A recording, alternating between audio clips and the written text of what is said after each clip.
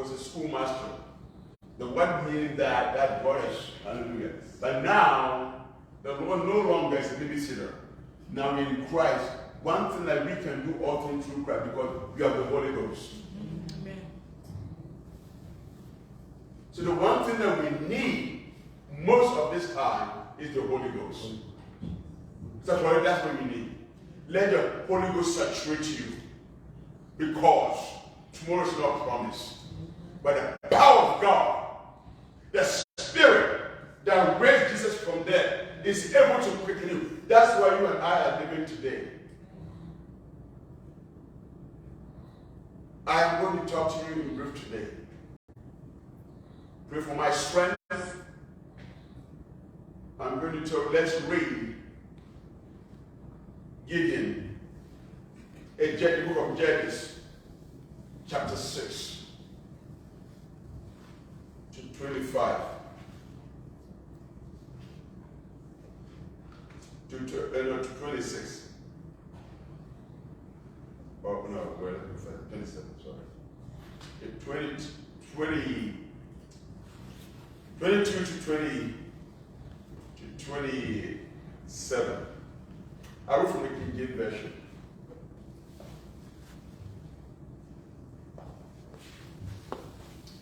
And when Gideon perceived that he was an angel of the Lord, Gideon said, Alas, O Lord God, for because I have seen an angel of the Lord face to face, he was fear of death. And the Lord said unto him, Peace be unto thee, fear not. Thou shalt not die. That self must be a message to be preached, isn't it? Fear not. Is anybody going through something? Today I tell you, fear not. You won't die. Let me tell you something about the church. Things that you've been through. Others are on medication right now. Yep. Yes. Depressed. Some are on suicidal watch.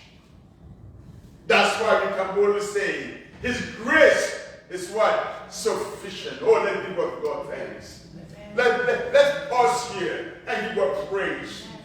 Things that we are experiencing, when we look back at our life, we wonder how we are living today because of Him. And now unto Him that is able to keep you from. Amen. Hallelujah. Hallelujah. Ha, glory. Hallelujah. I told you before in the prayer that we have to be all-weather Christians. We are not shaped by good time or bad time. So, unmovable, always abounding. Oh, I feel the presence of God in my house. God, we thank you. It is your grace. Then you have built an altar there unto the Lord and called Jehovah Shalom unto this day. It is yet in offer of the Abiezrites. Shalom, God of peace. The word in English, the very shalom, as told during the Bible class, the word has a rich meaning. Make you complete and whole. May the Lord bless you and keep you. Make His face shine upon you and return to you. And lift up His countenance and give you peace. Not the trouble that you face, not the challenges, the divine peace that we need. Peace of God, Jehovah Shalom. He only gives to those who are in relationship with Him.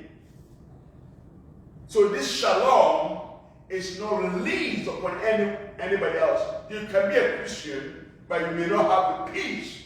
Only those who are in relationship with God. You may be rich. Things may be going well for you, but you don't have the divine peace. Somebody going through the valley of shadow of death. Jehovah Shammah. It's not what you're going through, but who is with you.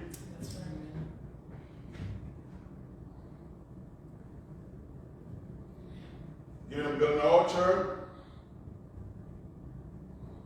unto the Lord and call it Jehovah Shalom. Until this day is yet go forth and examine. And it came to pass the same night that the Lord said unto him, take thy father's young bullock, even to the second bullock of 7 years old, and throw down the altar of Baal that thy father had, and cut down the grove that is by it, and build an altar unto the Lord thy God upon the top of this rock,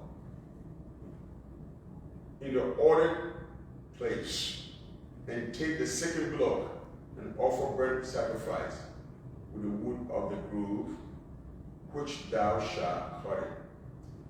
Then Gideon took 10 men of his servant, Shukaiah, and did as the Lord has said to him. And it was because he feared his father's household and the men of the city, that he could not do it by day, that he did it by night. I want to put it on the screen. Tear down the idols, for God does not bless in the mess.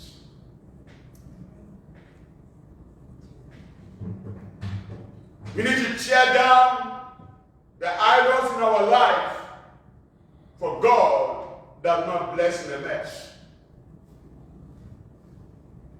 It is very, very interesting when you talk about the story of Gideon. Gideon was become so emotional and frustrated and began to question God's goodness.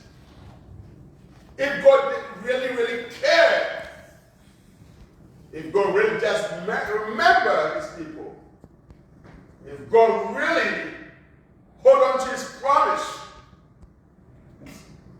was consumed with frustration because of the adversity.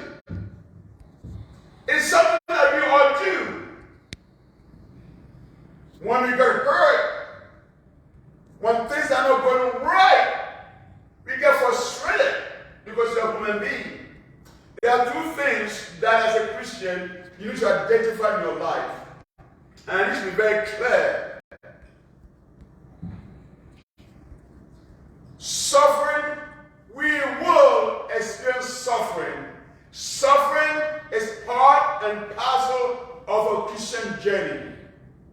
But the Bible makes it very clear, unequivocally clear, that we should not suffer as sinners. If you suffer, we should suffer in the name of the Lord Jesus Christ. We should suffer as Christians. So when somebody is going through trials and tribulation, we need to discern, not make an assumption.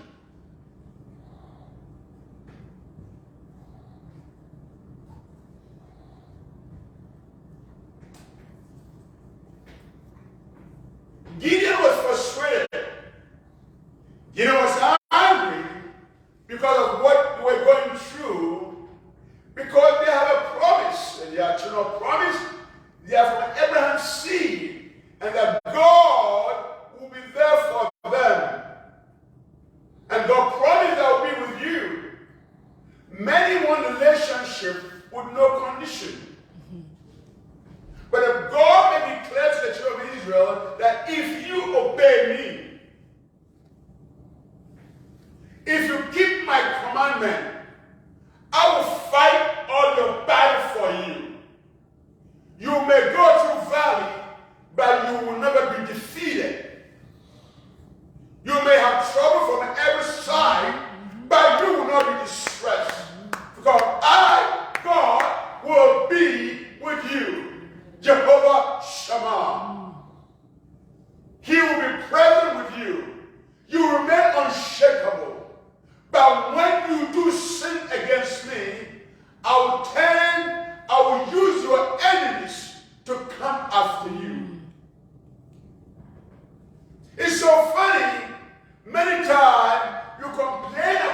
condition, but we don't assess what is the root cause. Gideon did the same thing. Hold on, remember the promise, but forgot that the entire nation has fallen into Baal worship. Chronically, insidiously, defiantly forget about God. They have embraced idol worship. So here, God is willing to deliver. The Bible said Gideon found grace in the sight of God. And many people in the church, they somewhat believe or downplay the true essence of grace. But if my memory is correct, and the last time I checked, the scripture remained the same, that the grace of God appeared unto all men, teaching us to deny,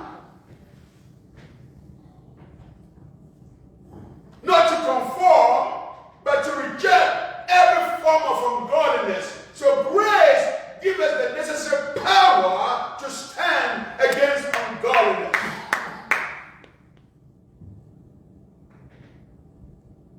Gideon found grace in the sight because God is ready to deliver. Now God said, I will deliver you. But in order to proceed to deliver you, something needs to be done. You have to destroy every idol in your own father's family. Some idols in our life need to come down. We need to tear down some idols that prevent us to see the power of God in our life. Let us tear down these idols in our life, for God will never bless in the best. Things need to come down. We need to destroy them. Sometimes when you remove them to somewhere, you go and pick it. But when you destroy something, it's beyond repair. If you really want to see the power, God has shown His grace. God has shown mercy. But God will never act against what He has already ordained. We are coming to church. We want all kinds of preaching to jump and shout. But if our preaching don't focus on sin, we are wasting our time. Sin is anathema. Sin is a curse. Anybody you are dwelling in sin, you are destroying your life. This is the very thing He came to destroy. So if Jesus came, let me declare the gospel focus on sin and the power of sin in the human life.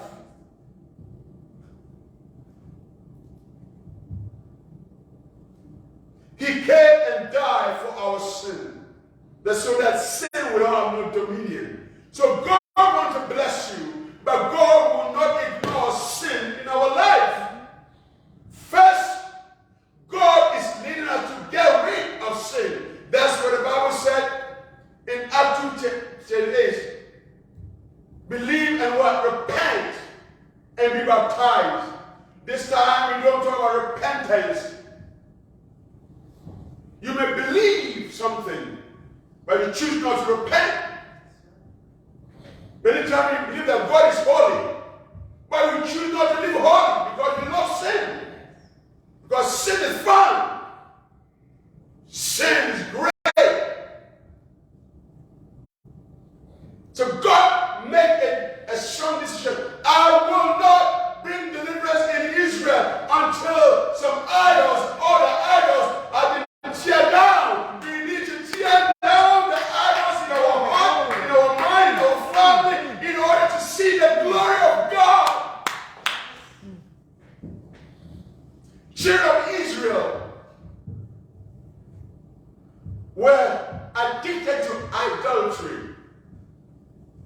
Idol worship is like a common cold or flu. They easily catch it. God will instruct them, don't do that, don't do that. They say, yeah, and go back again. So God wanted to bless the children, bless us. But things in our life need to be teared down.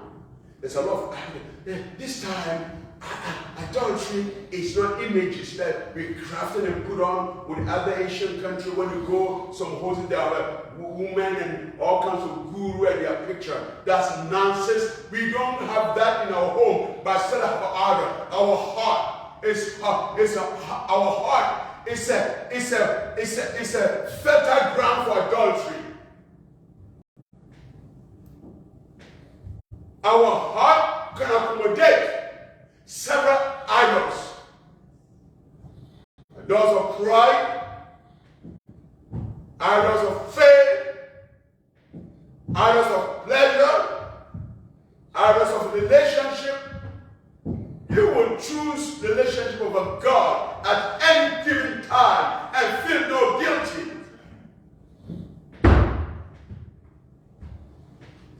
And still feel holy. And still speak in tongues. If you don't see, go to the Facebook. We show off what we see on Facebook, expect the content of our mind. I'm a clinician. As my speaker, so you can go on Facebook, you can see how people, what is in their mind. Now we have audience. Now I can display my idol's lifestyle. Go to Facebook and show off. Idolatry is a common cold in the church today. We want anointing, but we don't want to get rid of idolatry. And because idolatry is in the heart, is dangerous. Because the Bible said the heart is desperately wicked. So if you really want God to bless you, we need to tear down some idol in our life, because God will refuse to bless in a mess. We can go on like Gideon. You become emotionally charged, frustrated, with no self-examination. We, as believers, we will encounter trials and tribulation in several intersections in our life. But we are warned that we should not suffer as evildoers. So chill if you're hearing it today. Your suffering is not a curse. It's a part of the journey. But those that don't want to be blessed, but hold on to things that does not glorify God, I want it today that God does not bless in a mess. Let's tear down the idols in our life. Let's destroy idols in our life. For God will not bless in a mess. Always is a reasonable condition upon which God manifests his power. I will give you grace, but grace does not violate divine principle. Grace does not violate God's holiness.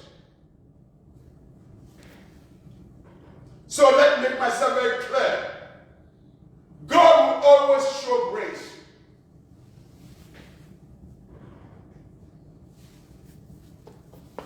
But God will not contradict his standard. Grace and mercy does not nullify God's holiness. And I love God limping, like children of Israel, limping with two opinions. Secular lifestyle is a form of idolatry. Secular lifestyle is love of self. Therefore, we don't have the spiritual emotional capacity to love God as the Bible prescribes. To love the Lord God with all your heart, with all your soul. And the Bible declares that in the last days, men will become lovers of themselves. That's the anything spiritual is to push aside. Anything spiritual becomes secondary. That which is supposed to be primary becomes secondary. Yet, we want God to move mightily. Brothers and sisters, God does not bless in the mess. God will not bless in the mess. You can go whatever church you want to go. You can be whatever, you can listen to any preacher. You can even hear offers of prophecy. But one thing I will guarantee you, I will tell you about the word of God, is God will not bless in a mess. We need to tear down idols in our life in order to see glory. Even in the midst of the trial, you will see the power. Hallelujah. Even in the midst of the pain, you will see the anointing of God taking over. Even in the midst of sorrow, you can feel His sacred flame.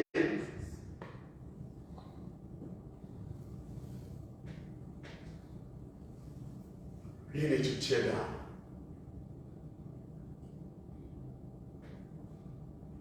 Idolatry is no longer man-made objects like other religions.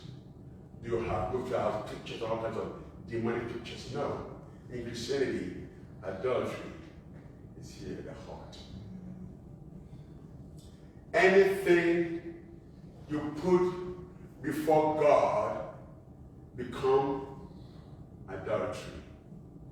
Anything that consumes you so much that you're willing and ready to do, even if against God, becomes idolatry.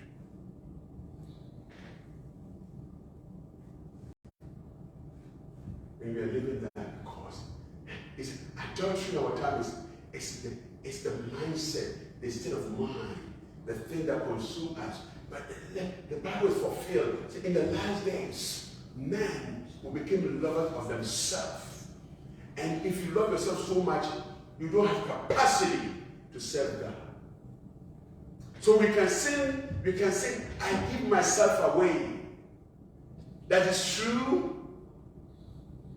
But we have not internalized this as true to shape how we live our life. See, when we meet in church Sunday, as a pastor, my primary focus is not about numbers, it's about His presence. And when we meet and God is not present here, I need to examine myself. His presence that defines you and I. The active presence of the Holy Ghost in your life that defines you, not your circumstances. People are ungodly, people are unholy. Live all manners of sin. You keep yourself pure. Stand and see the salvation of the Lord. We are in the time that ego and self-importance has crept into the church, even in the pulpit. I see a lot of pastors, they are so narcissistic in the pulpit. They are self-centered. They need spiritual therapy. When you enter the church, the primary focus of our service is Christ and Christ alone. Anything that distracts us becomes idols in our life. Men did not die for the church. No man. Let me declare with you today.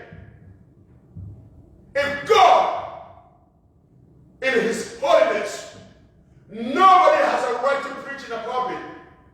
But God, in His mercy and grace, used imperfect people to perfect His people. Used imperfect people to perfect His will. So make no mistake. Don't take church lightly.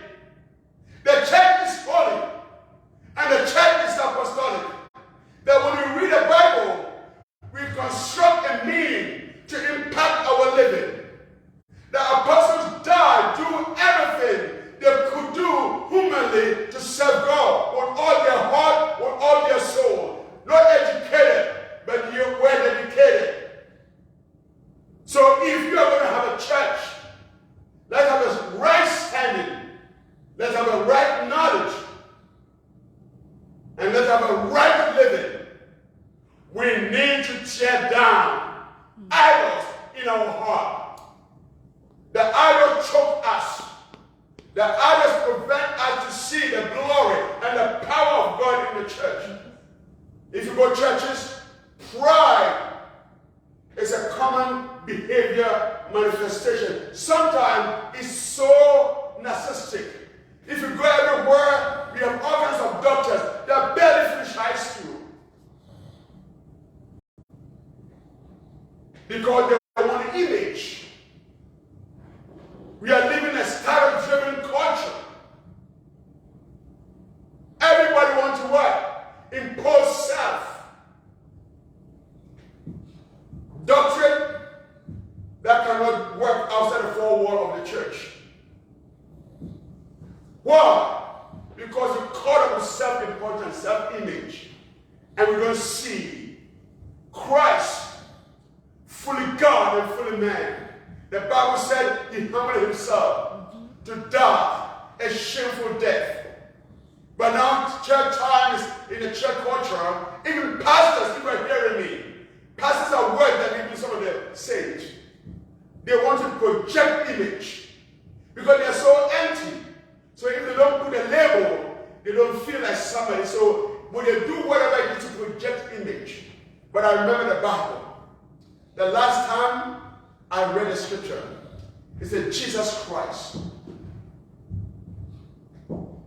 bearing the image of God, humbling himself. Self-exaltation is normalized in the church. If you have to call someone to preach, they have to give you a list of what their achievement. Self. It's an adultery. That's why here, I don't promote that. I may not be a famous person in town, but I decide to be faithful in town.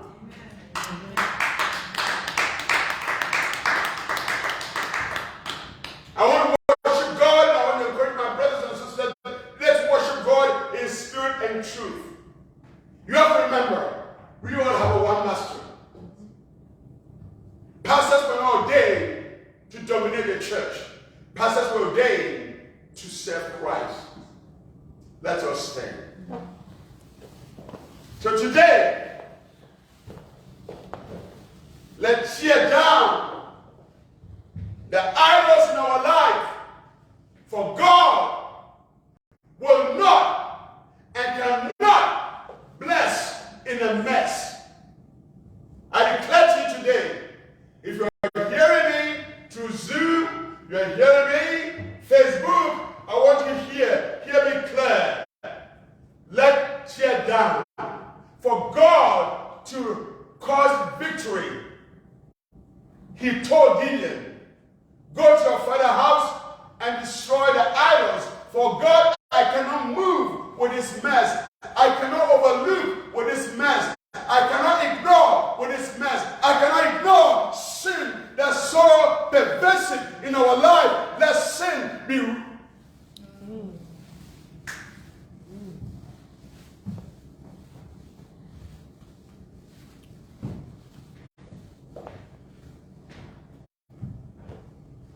God does not bless in the mess. Let us destroy idols in our life so that God can move. Because the Holy Ghost is grieving. We should not downplay sin in the church. Sin is anathema. Sin is destructive. We are looking about sometime. I have a discernment. I know people are not living well, but they are doing well. Is that you hear what I'm saying? Is that you hear me? Some people are not living well. but they're doing well. And if you're not careful, because they're doing well, you think they are blessed. But I remember the Bible said, blessed is the man who does not. You may not have, oh, I feel like preaching. You may not have what they have, but you have something that has eternal value. They haven't gone through losses like you're going through losses, but you're under grace.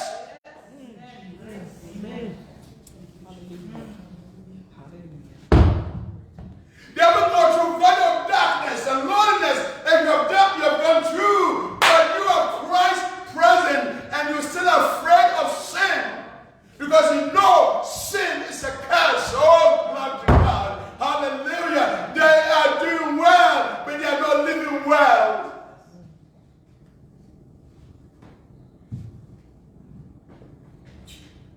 Sometimes I feel God is good. I feel that God gave me grace not to live by emotion that not deny the truth of God. Our God is powerful. Our God is glorious. Jesus.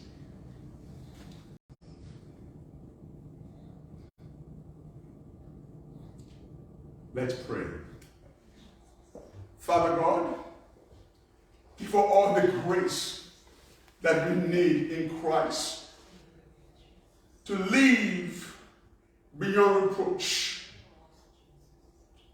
to walk in the Spirit, to be loyal followers, to live faithfully. Give us grace to overcome adversity.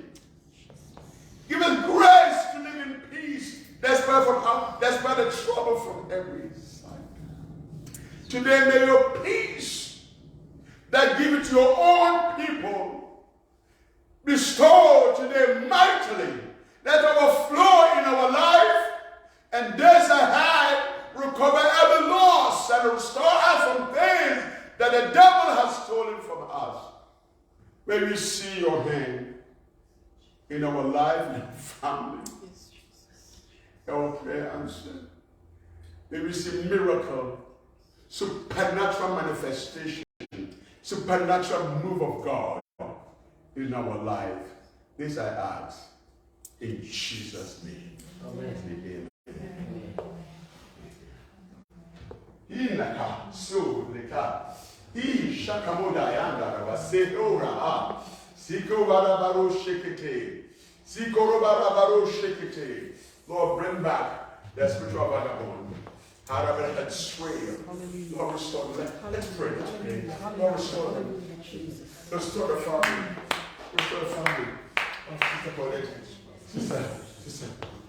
Sister Paulette. I don't know, Sister Anne-Marie. I don't know what I'm talking about. Sister Abaro Shaya. Erebaro Shete. Ereberuka. Likadaro Sakuruba Seke. Shekinah family. Oh, family children. What a Mandi family. Uru Shekere. Baba. Sakoro Sekere Beberu Shayana. Evoru Bakaya. We are praying for against. Today we pray for the spiritual vagabond. They don't have a home. They are wandering spirit like Cain. We pray for restoration, impartation. God, your mercy, reach out to them. Oh, God, that these people receive. We recover every loss. They are part of us. Hallelujah. Lord, we are praying for supernatural work of the Holy Ghost. That now the Holy Ghost become the evangelist, become the counselor, in visiting them in their home, convict and reveal and expose every in their life to come down. Yes, God.